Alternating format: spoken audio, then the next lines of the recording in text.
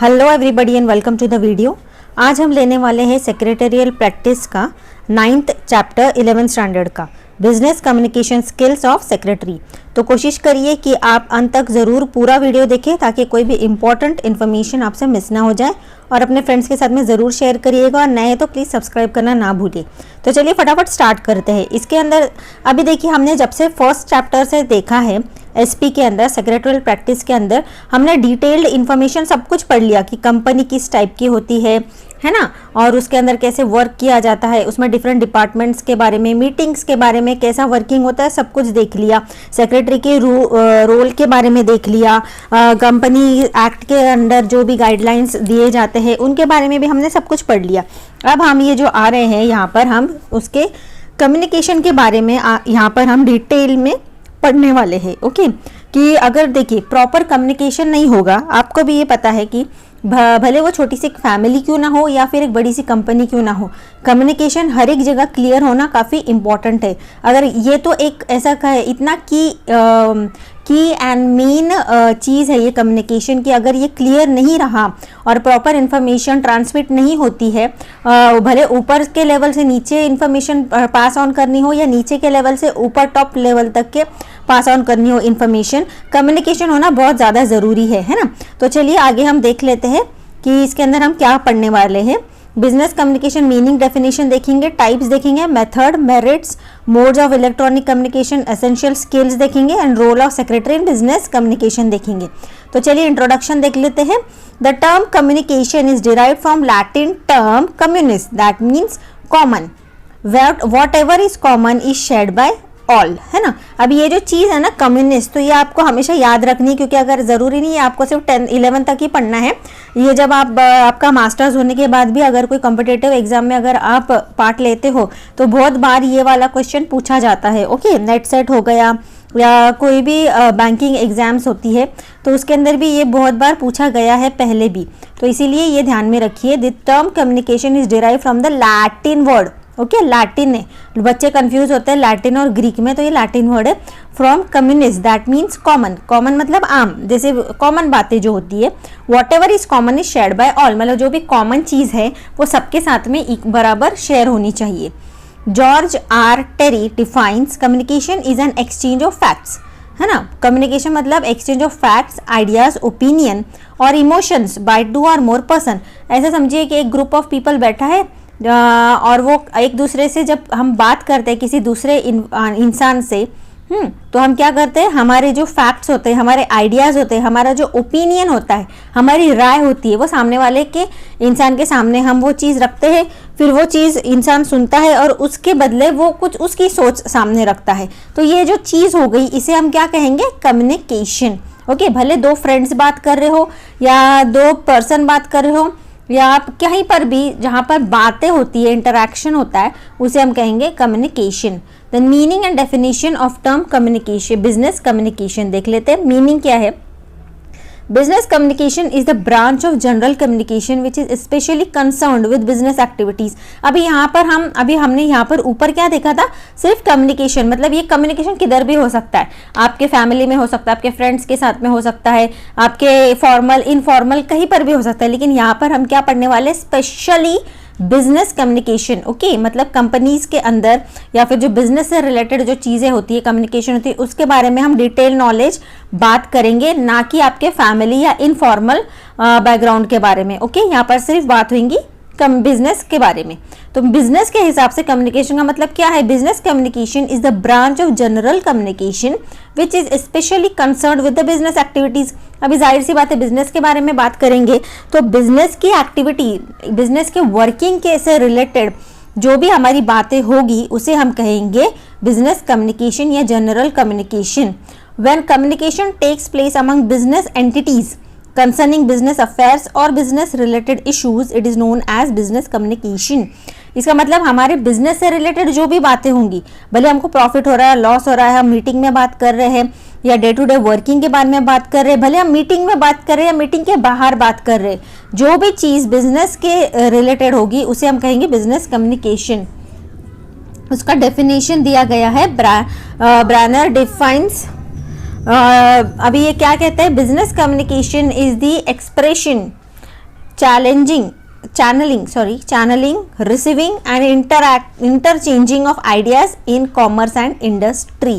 अभी बर्नर क्या कहते हैं, बिजनेस कम्युनिकेशन के अंदर जो भी हमारे एक्सप्रेशंस होंगे, ओके, चैनलिंग मतलब जो एक सोर्स बना रहेगा बिजनेस कम्युनिकेशन का, एक जरिया बनेगा वो, फिर रिसीविंग मतलब कोई भी आइडिया मिलना, इंटरचेंजिंग मतलब आइडिया मिलने के बाद में उसको हम रिस्पॉन्ड करेंगे, है ना, अपनी भी राय रखेंगे, तो उसको बोलेंगे interchanging of ideas in commerce industry.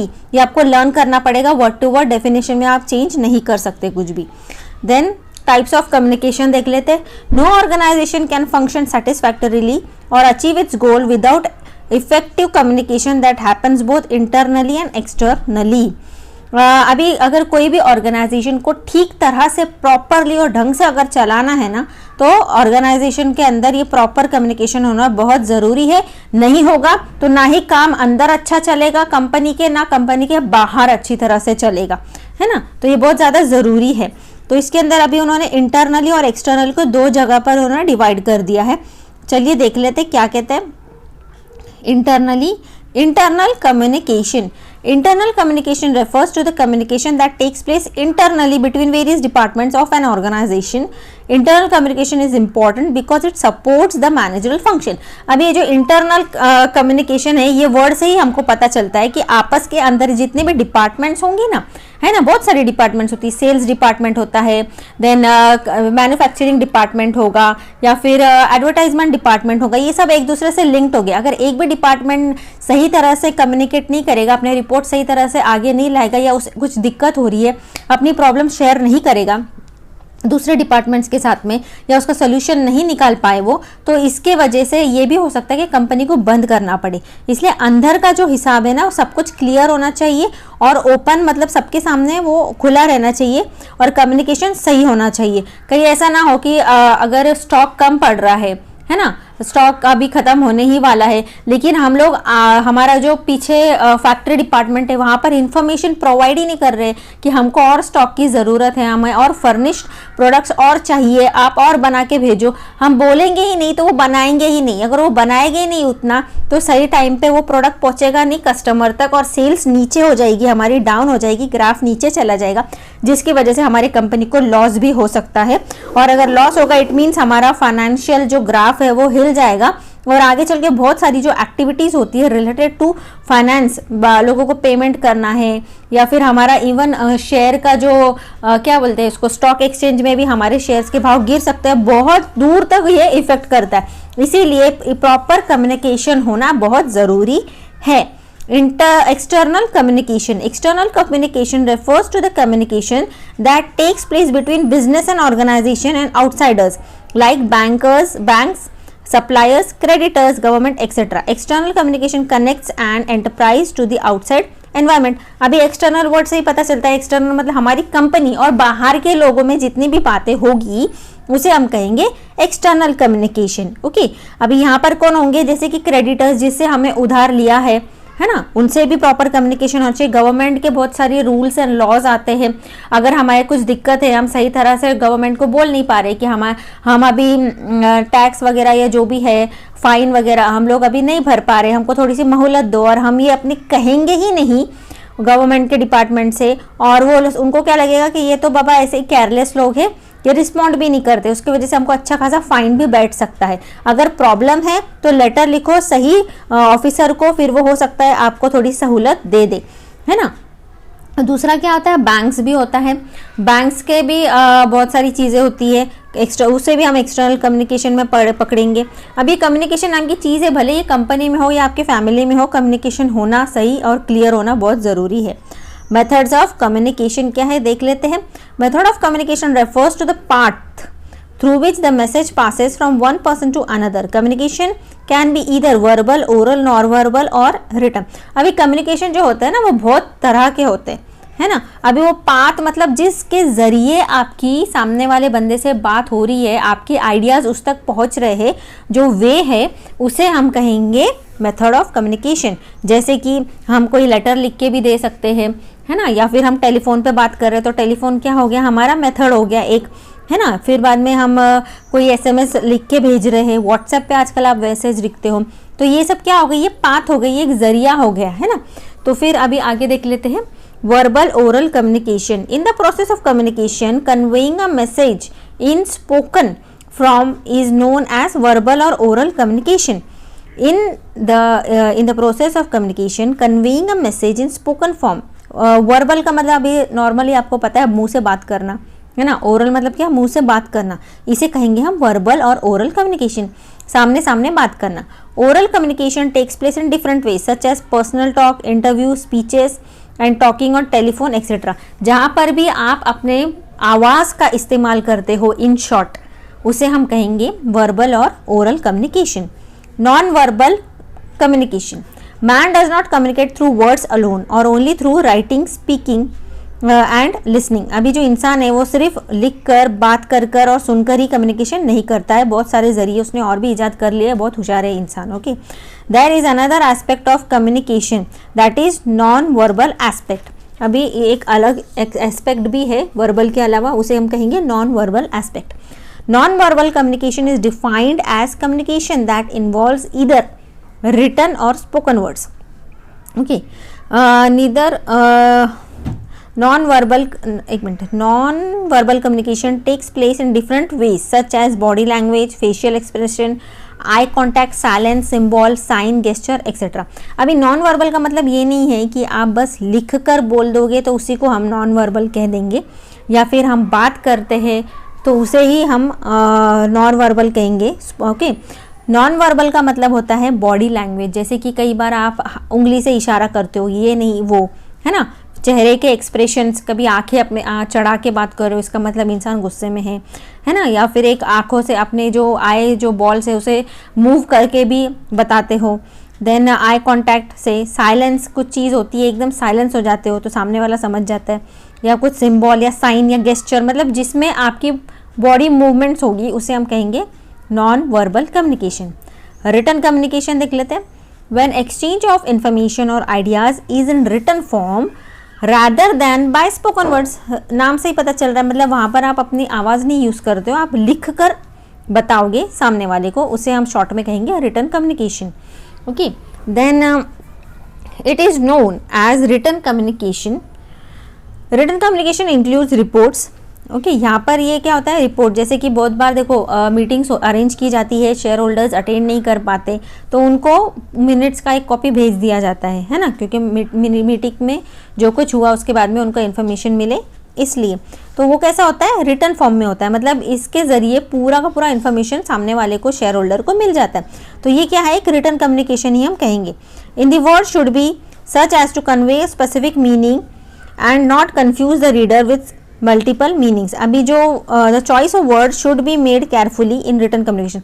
अब जब रिटन कम्युनिकेशन होगा, यहाँ पर हमें ध्यान में रखने वाली बात यह है कि डबल मीनिंग वाले वर्ड्स आपको यूज़ नहीं करने हैं। ओके, स्ट्रेट फॉरवर्ड बात करना है, क्योंकि सामने वाला जो समझ में आए उसको सही चीज़ वही, ऐसा ना हो कि आप जो लोग होते हैं ना, दो मीनिंग वाले वर्ड्स यूज़ करते हैं, वैसे यूज़ नहीं करना है, straightforward to the point use करना है। As far as possible, message should be in short sentence so that the receiver has no difficulty in finding the true meaning of the message. Short में थोड़ा लिख कर ही समझा देना है, बहुत बड़े बड़े पैराग्राफ्स और बहुत hi fi English and hard words या शुद्ध हिंदी कई बार लोगों को नहीं समझ में आती। जो भी लैंग्वेज आप यूज़ कर रहे हो, ऐसी लैंग्वेज भी यूज़ करनी चाहिए जो कॉमन हो, सबको समझ में आए। Okay, there are many situations where when written communication is used. Many types of documents, यही मैंने आपको बताया, बहुत बार ये रिटन कम्युनिकेशन हम यूज़ करते हैं, जैसे कि types of documents are prepared for official work, then the layout for each document is decided by custom, letter, memos, notice, circulars, reports, minutes are some of the common types of communication. इन लोगों का proper layout बनाया जाता है ना, और वो सब सेक्रेटरी लिखेगा, उसके बाद में चेयरमैन चेक करता है, उसके बाद में फॉरवर्ड की जाती है। Okay, then merits of written communication. अब इसके फायदे क्या है, चलिए देख लेते हैं। Accurate and precise.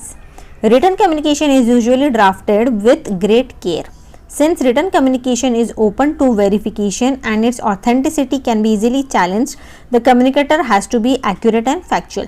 अभी रिटन एक कम्युनिकेशन, ये एक ऐसी चीज़ है जिसे कोई भी पढ़ सकता है और उसमें से कोई भी उसके पॉइंट्स उसको उसमें अच्छा और बुरा पॉइंट निकाल सकता है, उसे चेक कर सकता है, वेरीफाई कर सकता है ना। जैसे आपकी टीचर आपके जो एग्ज़ाम के पेपर्स चेक करती है ना, तो वेरीफाई करती है, तो उसी तरह से जबकि अगर आप मुंह से बोल देते हो कोई चीज़, तो जिसे बोलते हो उसी को सुनाई देगा, उसके बाद में कोई वेरीफाई या चेक नहीं कर सकता। अगर उसे रिकॉर्ड नहीं किया गया हो वो अलग बात है ना।